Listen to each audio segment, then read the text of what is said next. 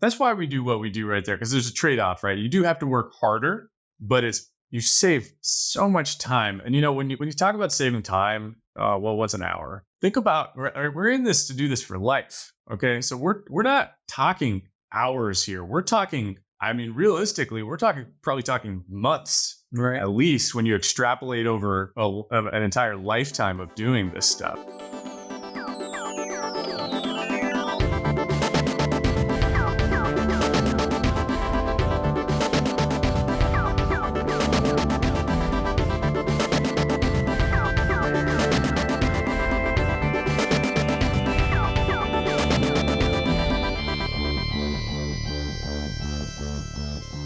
We are about to launch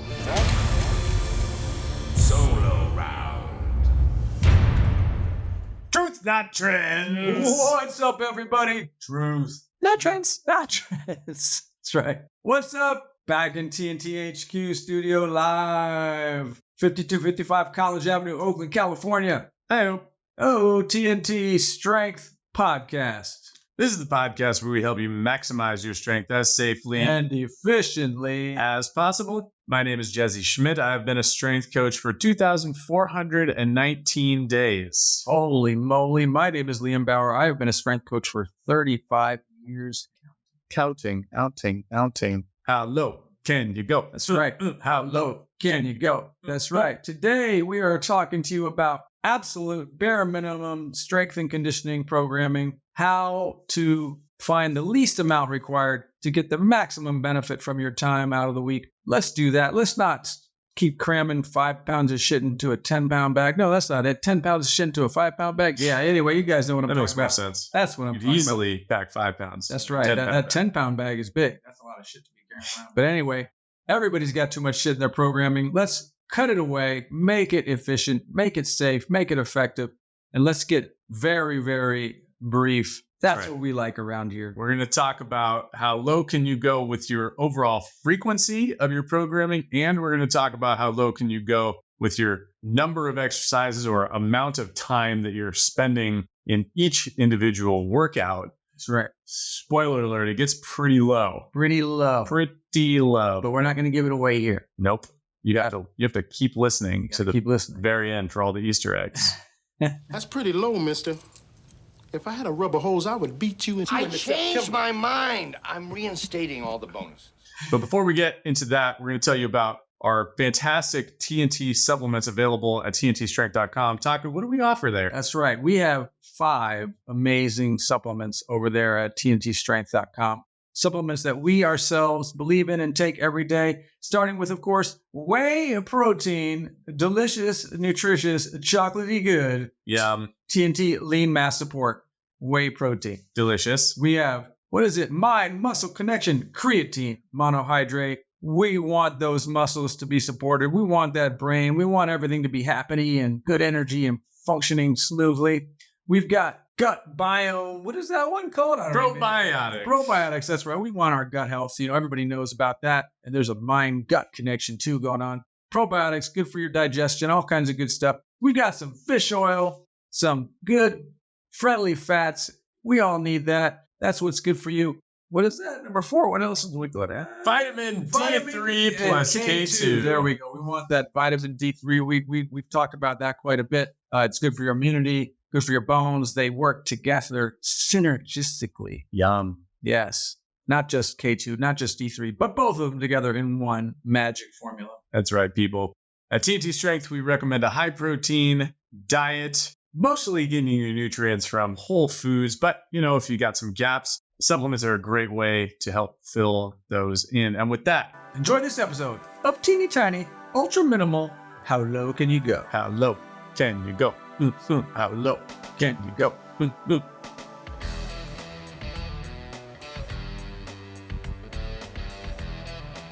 How about now? Does it work better now? Mr. Sandman, you're a pervert.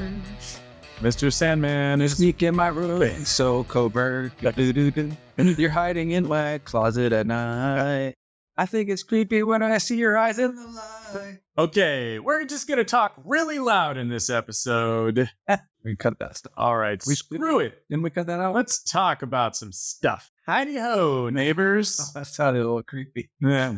What's up, everybody? TNT Strength, changing the world one set at a time. In the holiday season, Oh my God, it's turkey time for some of those people out there. about to be training this fork to enter my mouth. Oh man, The turkey all over it. something weird about all that. Little gravy slathered on top of it. Nothing wrong about that. I like a little, Just beautiful. it's just made out of fat. Extra gravy. Yum. You like it brown or white gravy? I've never even had white gravy, so couldn't tell you. You never had like chicken fried steak or country fried? Oh yeah, that's true. I like them both. Yeah, that's true. Yeah, oh man, so good.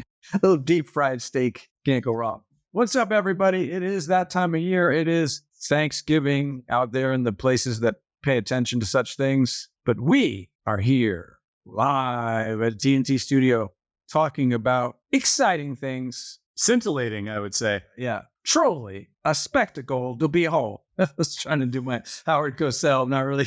Jesse doesn't even know who Howard Cosell is. Nope. Oh my God. That's You must have been from the 1920s like you are. Truly a sight to behold. The man beat the once great champ, now a study in moppishness. He was a legendary sportscaster, Howard Cosell. All right, you guys, we're talking about how low can you go? That's what we're talking about today. And what do we say when we mean that? How low can you go? How low can you go with strength training, conditioning, volume, frequency? How low can you go? How low can you go? How low can you go? That's all the song. That's all there is. All right, well, you guys know because you listened to the show before, every single episode religiously, and you share it with all your friends. That's right. Yeah, That we single one. recommend training 2 times per week, doing a full body routine with a couple days of rest in between, and do 1 set to failure. Pretty much. Although we talk about lots of other ways you can structure your workout, we think that's basically the most sustainable way to get your workouts done throughout your life. That's right. And for most people, that probably already sounds like about as low as you could possibly go. For other people, it might sound like a lot. Yeah, that's right. So, you know, You're doing nothing. If you're sitting on the couch all the time. that's true. The other thing that we have talked about, of people who really pay attention, I have a quiz later, is, you know, we have talked about clients and athletes that we worked with who do participate in extremely minimal stuff. And one of the things that I think a lot of people make the mistake with is, you know, it's the standard thing is, you know, I got to get, you know, this dynamic stretching, and I got to get my pre-warm up and my warm up and my post warm up and my cool down. Activation. Yeah, my Self-release. release. You got it, yeah. And, you know, and then when you pick up these books, you know, you might pick up a book or see a program and it looks super cool. But then when you start to do it, you realize it's going to take you like 3 hours just to get through that stuff. You know, like some of these workouts will be like telling you to do like 30 sets just of lunges, you know, and that's just one part. Well, if you think about it, I mean, you do 10 reps and, you know, they're relatively controlled reps. So, you know, that takes a minute or two, you know, 90 seconds to do that set. And then you have to rest for 2 minutes in between sets. So one exercise doing 3 to 5 sets might take you 10 or 12 minutes. I think also though, like we got to keep in mind outside of our approach, right? Most people are just blasting those reps, right? Yeah. So like if they're doing like 6 or 8 reps, it's probably taking literally just a few seconds, right? Like bang, they blast them out, and then they rest 2 minutes, but the set was only like 30 seconds at best, Right. Because they're not worried about controlling the weight or controlling the negative or minimizing momentum or any of that stuff. Train fast to be fast. So what we want to talk about today is, time is a barrier for many, right? People, how do I fit it in? And although our model is about as good as it gets, we think, 2 30-minute sessions, you're talking about 1 hour a week of strength training. You know, we always are talking, there's 168 hours in a week and it only takes 1, right, to get in awesome shape, which is, you know, you carve out 30 minutes on 2 separate days. You're looking at a tiny percentage of your weekly time. Pretty sweet. Yes. But we do have guys that we work with who train even less. So, probably the least frequent example we have is Mr. Atlas, who does a classic push-pull legs split that many people know about there. But he literally does only one of those parts once a week. So he would do pushing, which is usually chest, shoulders, and triceps. He'd wait an entire 7 days, do pulling, back and biceps, wait another 7 days, do legs, and then another 7 days before he repeats it. So he's doing his whole body once every 3 weeks. Now, a lot Pretty minimal. yeah, that sounds crazy to a lot of people. And again, he's doing only 1 or 2 sets hard as he can, a few basic exercises. So his workouts probably don't take more than 30 minutes for like that whole thing. He also does conditioning very minimally, some sprinting here and there. So we're talking his whole body getting worked out once every 3 weeks. And he's, as strong as just about anyone you can imagine. And again, that's one part of it is counterintuitively, people can get very strong with these long, minimal doses and long recovery bouts. And part of the thing is we want to figure out why are people trying to add these things to their life. So strength training for many is just a side thing that will allow them to enjoy the other aspects of their life, right? So our goal is to get everyone to find a way to get into their life. And if we can create a super minimal dose that's still effective, it's a good way to go. So yeah, that's if you want to train every week, once a week, that's one way you could go. There's another guy, Big Jim Flanagan, we know about, who trains his whole body once a month, basically, or once every 3 weeks. But the way he does it, he just does a full body workout once every 3 weeks or something like that. Or I don't know if it's that infrequent. Maybe it's once every 10 or 15 days. Yeah, about somewhere like that. So that's another way. You could split your workouts into pieces and do a push pull legs, or you could do an upper body, lower body, just alternate every other week, or but you could also do the full body, and that works for some people. Yeah, I find that, I think you have too, that the strongest people, these are two incredibly strong human beings we're mentioning here. And it tends to be the case that the biggest, strongest people need the longest time for recovery. right. And I also find that they do best on lower volume workouts. So if the average client is doing, 8 or 10 exercises, the biggest, strongest people might do, 6 exercises. I had one guy who got very strong. He was doing 4 exercises per workout. I don't know if Atlas he does higher volume stuff on his days. Yeah, though I'd say he probably averages like 6. Yeah. So the way I kind of describe that to clients is that, if you're very strong, your work capacity is extremely high. So each of those exercises eats into your battery life, to a pretty significant degree. So a lot of these super strong people can't tolerate a lot of strength training. Right. When they're working at a high intensity level. I think he's pretty much like 1 set per exercise and maybe 2 exercises per muscle. Right. Yeah. So 2 sets of triceps, 2 sets of chest. Yeah, exactly. 2 sets of shoulders. That's about it. Yeah. Yeah. That makes sense. So yeah,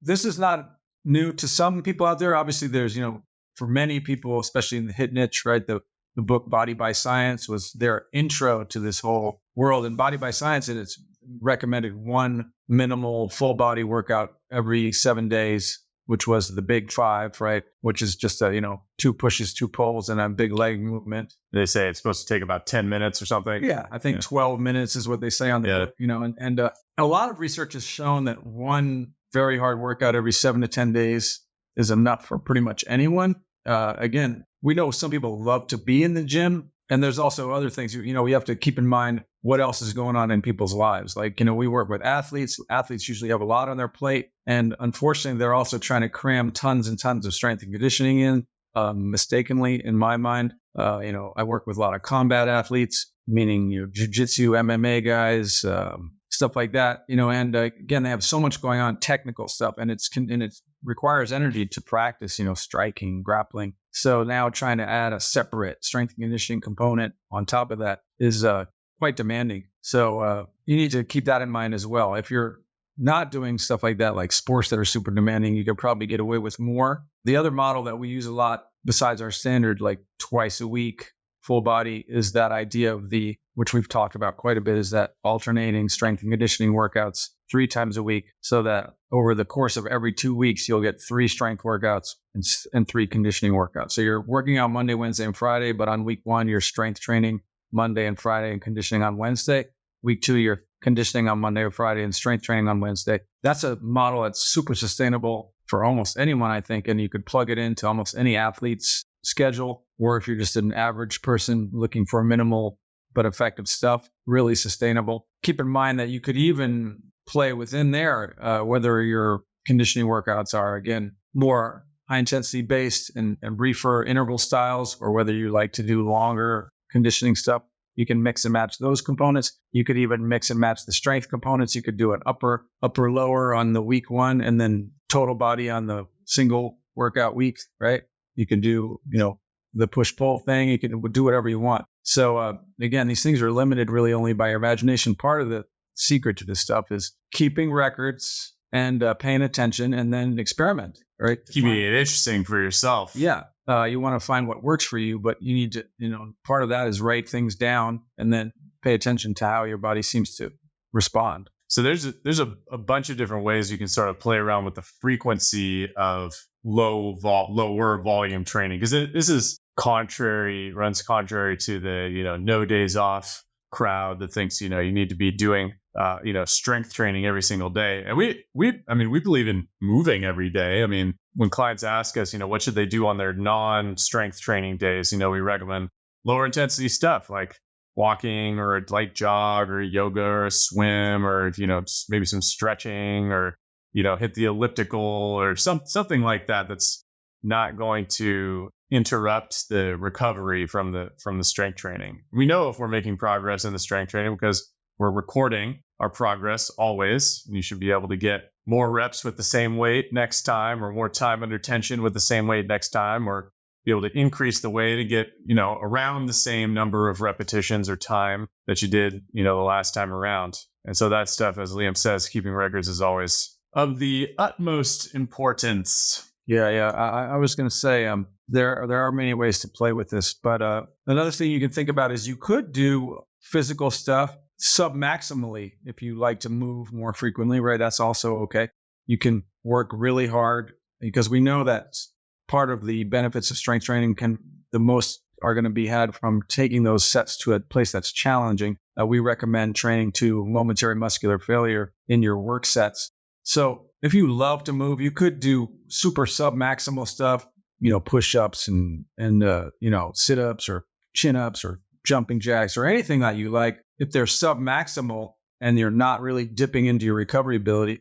So we do have guys that do things like that. They'll work super hard in their dedicated strength day, but on their days off, they might still do a little bit of few push-ups here, a few pull-ups there. I actually have a chin-up bar in my bedroom, and I'll knock out 1 or 2 reps every now and then, just because I like the idea of not losing that ability to do chin-ups, but they're never going to failure. I'm not trying to work hard, but I want to maintain my ability to pull my body up. So just to sort of hit that point home, let's say you could do 10 chin-ups or 10 bench presses or whatever, right, on your best day. And, when it gets tough, you're trying to push through and get as many reps as you can, and always try to be one-upping yourself. Those are your quote unquote strength days. Yes. And on your non-strength days, you want to be operating at a level far below your maximum capacity. So maybe at most on those rest days, when it starts to burn, when it starts to get tough, you back off, and that's as hard as you might possibly. I don't even go that hard. So I would say, let's just say your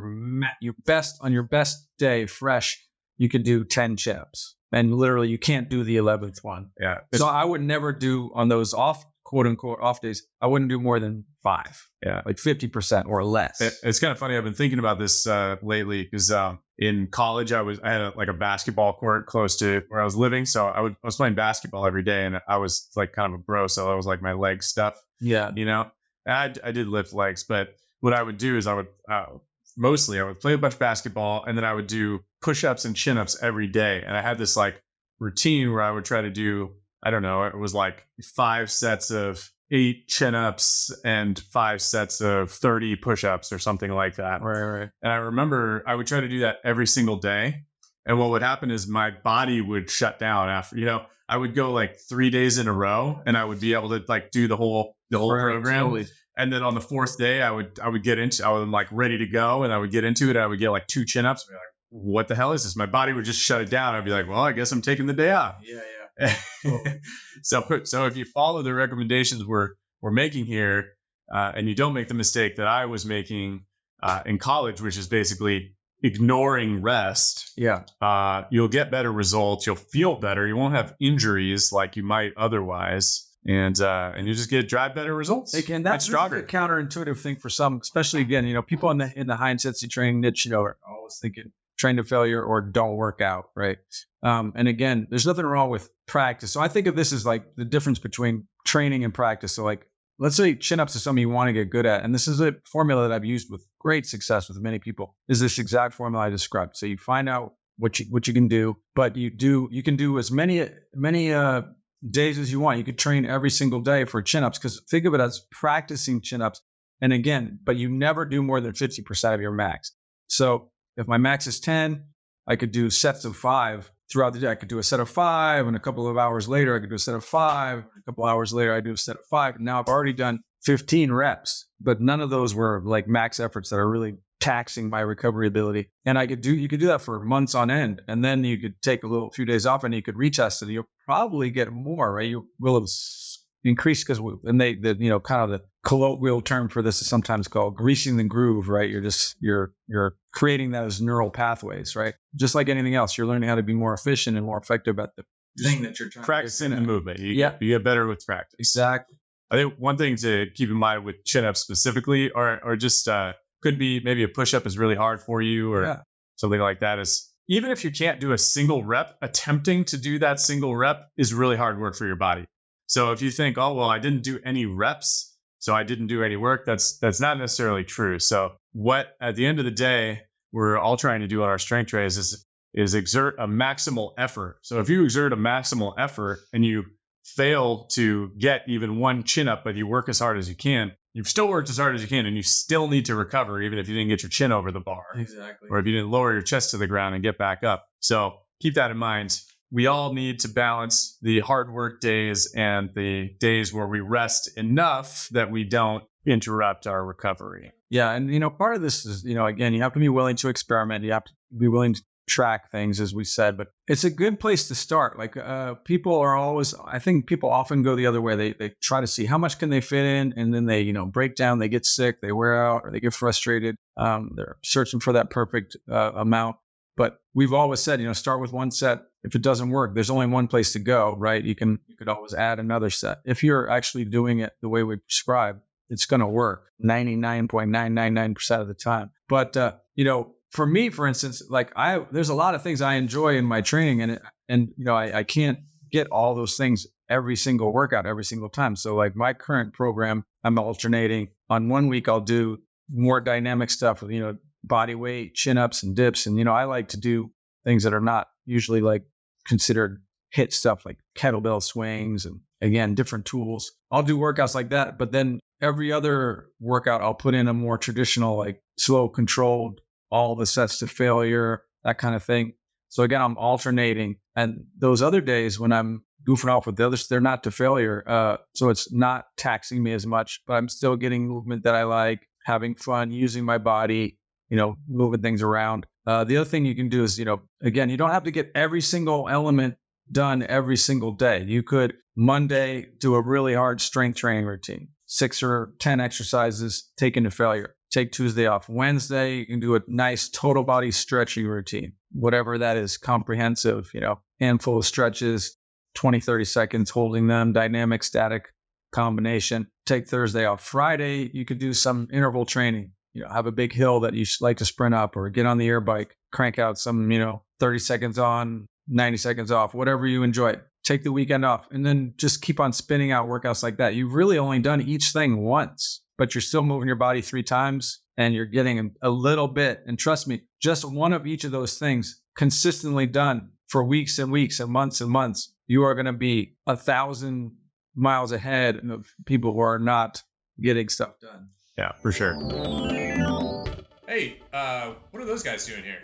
Whenever I feel like I'm stalling out on my bench press, I know I need a new strength curve. Whether you're stalling out on the road or stalling out in the gym, you need something with great engineering. That's right. And So look for the pendulum. Pendulum. Not just your average strength machines. No, they have smooth strength curves. Amazing rigidity. And did we mention the engineering's fantastic? That's right. Not to mention, they come in cool colors. Like red. And silver. Well, that was kind of weird. What was that all about? Back to the interview. Just to kind of recap, we've been talking about how low can you go in terms of frequency of your workouts. And we know, because we have done it ourselves, because we talked with our colleagues, because we've seen it with clients, that even if you're training, once every couple weeks and you're tracking your progress, we know that you can continue to build strength with that low of a frequency. We have people, come back after, vacations, 3-4 weeks, and we give them the same weights they were lifting before, and they make progress. I just had that happen with a client yesterday. He had done a strength workout in 2 months, and out of about 10 exercises he did in his workout, he set records in 2 or 3 of them. So and everything else, he was close to matching his best previous efforts. So strength is that's one of those statements that people really don't believe, and you need to test it for yourself. And people don't believe it because people don't track stuff, I think. Yeah, and also most people aren't working that hard, right? If you're working as hard as you can, then you're sending a genuine and meaningful stimulus, then your body will be responding to that. If you're always working sub-maximally, you haven't really built an appreciable amount of strength. You're not actually creating that new stuff. So maybe it will fade away because you didn't really have much built up to begin with. So we talked about how low can you go with frequency. What about how low can you go with volume intra workout? Like with the classic conditioning workout that we talk about sometimes is the Tabata. Right. It's 4 minutes long. So yeah, I mean, this is in general, we feel like what we recommend for clients of doing 2 30-minute strength training workouts a week, full body workouts, is pretty minimal in terms of time commitment compared to the 90 minutes a day, 6 days a week crowd. Right. But what happens if you don't even have 30 minutes and you want to get something in? Yeah, and again, so Tabata is actually at this point have been around a long time, and they were embraced a huge part of the CrossFit community and a lot But the truth about Tabata intervals is that and this is true about all high intensity interval training, to get the maximum benefit, you need to put in a maximum effort. Effort is still required for high intensity interval training to give you the most benefit. These days it's really super trendy right now for the zone 2. Everybody needs to spend all their time in zone 2, this sort of like moderate intensity, and that's where you need to put up the lion's share of your time. Burns all the fat. Yeah, or just it builds your mitochondria, but it's not too taxing and blah blah blah. It's like just super trendy right now, and we don't need to go down that rabbit hole. There's nothing wrong with the zone 2, but there's no magic in it as well. Tons of research backing up the success of the Tabata protocols. But again, most people just use the time, because Tabata is 20 seconds of work with 10 seconds of recovery, and they plug anything into that. I did Tabata jump rope, I did Tabata burpees, but they never actually work as hard as they can. They just, because they followed the time setup, they literally, I think in CrossFit they'll just literally say Tabata this, right? Like whatever it is, it's thrusters, it's it doesn't mean anything if you're not putting in a maximal effort. It's not really the same. So just to step back and explicitly name what a Tabata is. A Tabata is 20 seconds of all-out effort in whatever activity you're doing, followed by 10 seconds of rest, and then repeated 8 times. Correct. So each interval is 30 seconds long, 20 seconds of work, 10 seconds of rest, times 8, with no rest in between those intervals. Correct. Right? Yeah. It's often referred to as negative recovery, so right? Because you get less recovery than work. Right. So you the whole Tabata is over in 4 minutes. Yeah. 8 times 30 seconds. And if you do it the way it was intended, it's brutal. It is. It's gnarly. We did.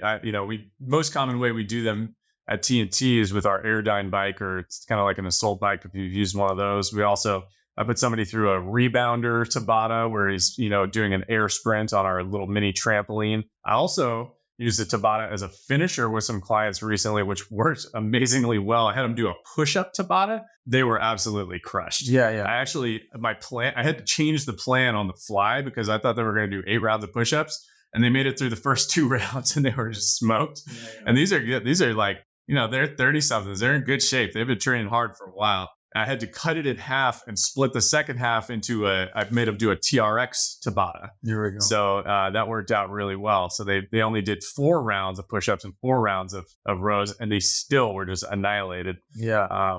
So that's Very effective. That stuff is cool. And again, another protocol we use a lot is the 1 minute workout. And this is one that there's a whole book based on it. I think it comes from out of McMaster's University. Might be Martin Jabala is the name of the guy. But this is again one with research behind it. And the 1 minute workout was based on this concept that we're talking about today, which is what is the least amount of work we can do and still see all the benefits that we're hoping to achieve. When they did the research, they found that this 1 minute workout, which is 3 bouts of maximum effort, 20 seconds of work. So imagine you're on an air bike, you're riding as hard as you can for 20 seconds. You rest 2 minutes and you repeat that 3 total times. So that the total amount of actual hard work is 1 minute, right? Broken into 3 20-second chunks with 2 minutes of recovery after each one of those chunks. So you're talking about less than 10 minutes. And when they did the research behind it, they had the other group was doing about 45 minutes of this zone 2, if you will, moderate intensity. And the people doing this 1 minute of maximal effort stuff basically got all the same benefits in their blood chemistry, all the outcomes that you're hoping for in this, fraction of a time, because you're talking 135 minutes a week. If you're doing this 3 times a week for 45 minutes versus, less than 30 minutes a week. Yeah. So what is that? That's an hour.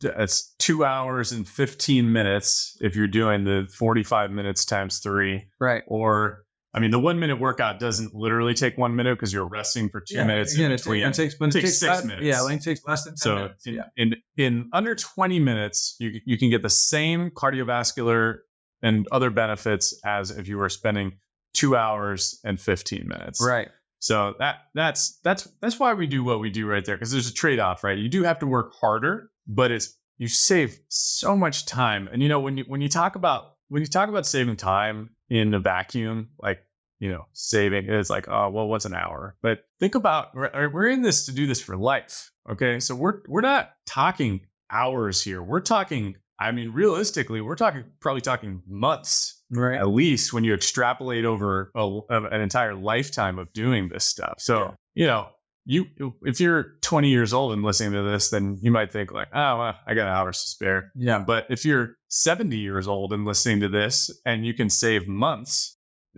those are precious. Right. You only get 4,000 weeks in this life, right? If you're lucky. Maybe if you're extremely lucky, you get more than that. So, when your years are dwindling, those months become precious.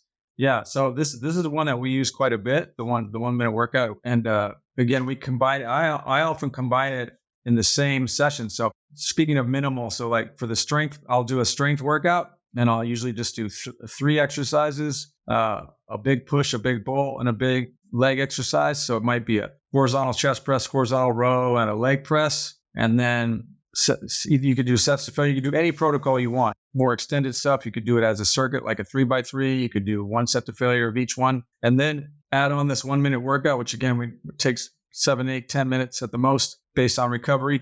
And you literally have done everything in that workout: strength training, conditioning, all that stuff, and it's still going to take you easily. You can get that done in under 30 minutes. I do protocols like this, and then I'll just vary it. So I did that horizontal pushing and pulling one day, and then a couple of days later, I'll do vertical pushing and pulling. I'll do a pull down, some kind of shoulder press, and maybe some kind of deadlift instead as the other movement. A lot of times, I had a coach reach out to me recently, runs his own jiu-jitsu school. He was saying, he has a hard time getting his own workouts in. I told him, just do that. 3 exercises a couple times a week. Pick a push, a pull, a leg, and be done in 5 minutes. Yep, and be done, and then go about your business, right? So you can get your work in.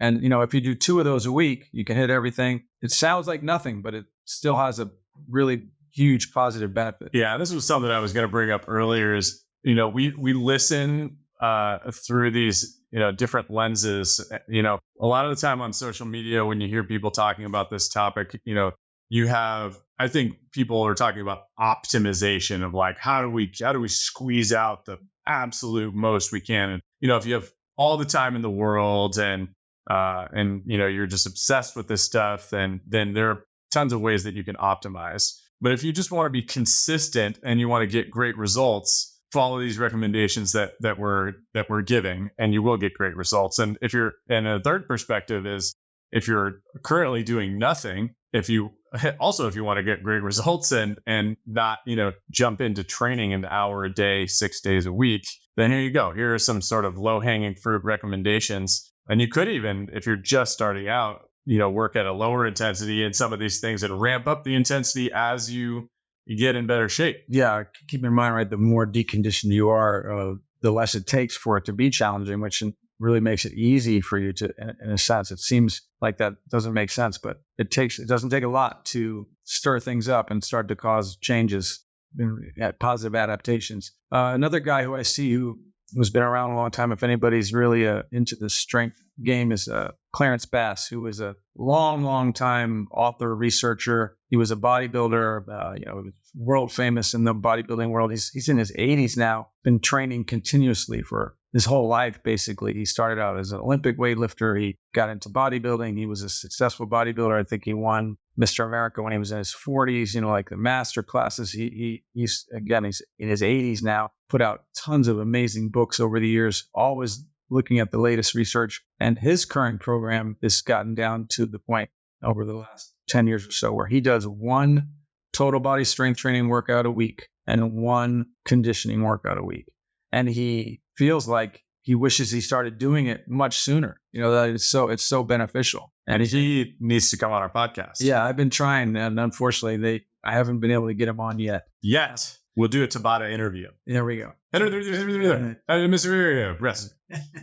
Answer question. But yeah, so he's amazing. He has some great books. One of them is called Challenge Yourself. It's one of my favorites. But again, this is his current plan. He's also, and he uses himself as a guinea pig over the years. He's famous. He wrote a series called Ripped, a series of books and articles that ran in like Muscle and Fitness for years. And he's famous because he would get his body fat to ultra low levels every year as a challenge. I think he's famous for getting his body fat around 2% or something like that. He would just, every year he would do these, he would prepare himself and get ready and kind of dial everything in and do photo shoots and tests. And, but he's also always stayed very fit conditioning wise, not just muscularly, but he's, he loves to do rowing and air bike and all those kind of things. And again, he's got a point now where he can just blast one of each of those workouts. Strength train, take 3 days off. So he trains on Monday, Tuesday, Wednesday, Thursday off, condition on Friday, the weekend off, and repeat. And man, that seems like a very sustainable approach. And using Jesse as an example, we know he does the Spartan racing. He only runs 1 10K a week, essentially. Yeah, I'm basically doing the Clarence Bass program right now. I did a full body workout yesterday on Tuesday. I want to rest Wednesday, Thursday. I'll run a 10K Friday, and then I'll rest Saturday, Sunday, Monday. Now, I tend to walk 10,000 steps a day, but I'm not really doing too much other stuff right now. Yeah, and again, this kind of stuff will deliver the results you're after.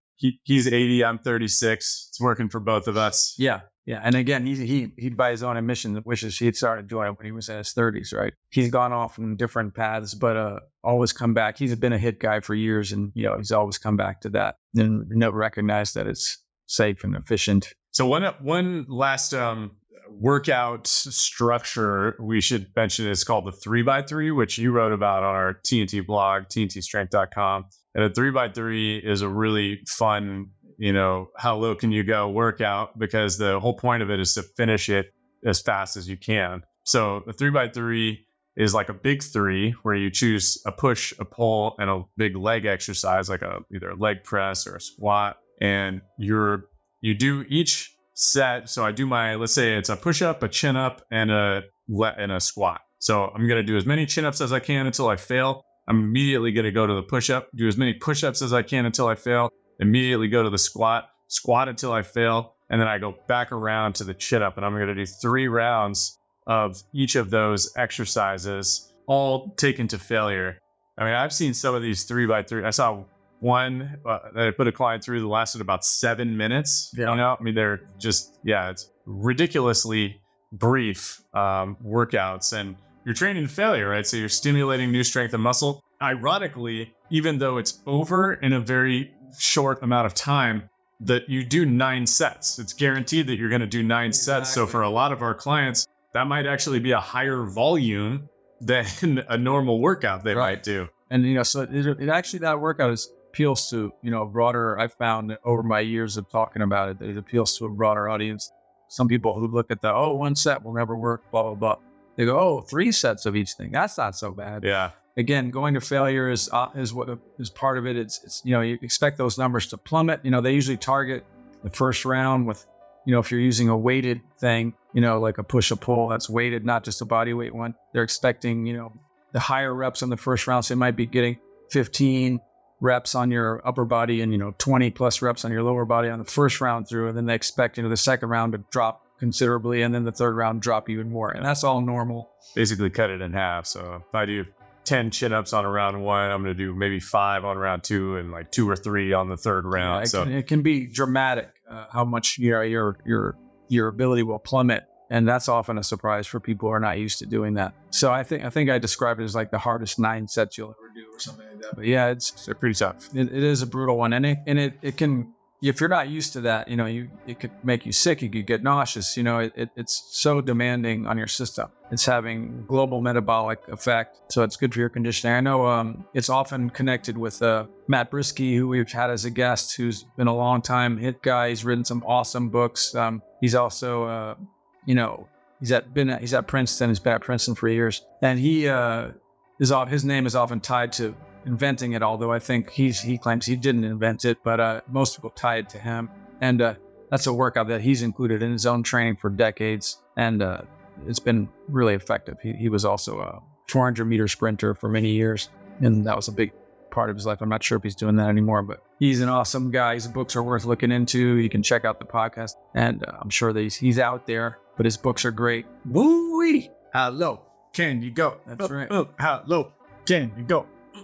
And, we've talked recently about static training too. So that's something you could think about. Think about if you're using some sort of static type of training as your method of strength, you're talking extremely brief, right? Because we usually maximum static contractions are going to be 6 to 10 seconds of maximum effort. And even if you're doing multiple sets of that, you could do 6 sets and you're still only doing 36 seconds, right, of maximum effort. Yeah, it's another one of those things that people don't necessarily believe would even be effective until you try it. Yeah, it's amazingly demanding. So yeah, again, definitely worth experimenting, especially if this has been a barrier. Time has been a barrier for you. As I can't squeeze it in no matter what. The tools are relevant. Remember, could be body weight, could be bands, could be some heavy object, could be some standard gym equipment. It's harder to do this stuff sometimes in a commercial gym setting if you work out a commercial gym, because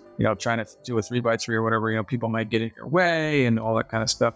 That's one of the downsides to trying to train classic rush HIIT style in like commercial settings. But you can find a way. Life finds a way. If Jurassic Park told me anything. Well, there you go, people. One for the road. You're gonna get in there. You're gonna eat some turkey and some pie and some greens. And by the time they're listening to this, they probably will have already. That's right. That's right. Well, you will have already eaten it. You will have already recovered from it. You will have already lamented about how you overate. And then you'll do a Tabata and throw it all up. There you go.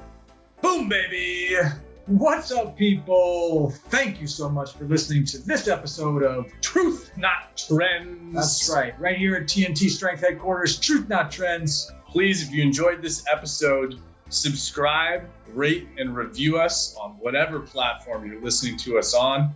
And don't forget to share with a friend. You can find us on the web at tntstrength.com. That's right, TNT Strength now coming to you in person at 5255 College Avenue in Oakland, California. You can call the studio 510-768-5421. You can also text us at 855-796-9905. Or shoot us an email at contact@tntstrength.com. And whatever you do, stay off of that stupid blue bubbly boasting. What are you looking at? Oh, the silent majesty of a winter's morn, the clean, cool chill of the holiday air, and an asshole in his bathrobe emptying a chemical toilet into my sewer.